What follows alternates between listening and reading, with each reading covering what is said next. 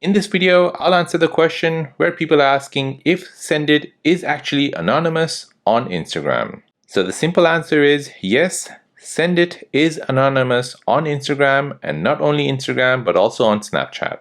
So there's a Sendit for Snapchat and Sendit for Instagram. So Sendit can be used on both of these platforms. However, the interface is both different.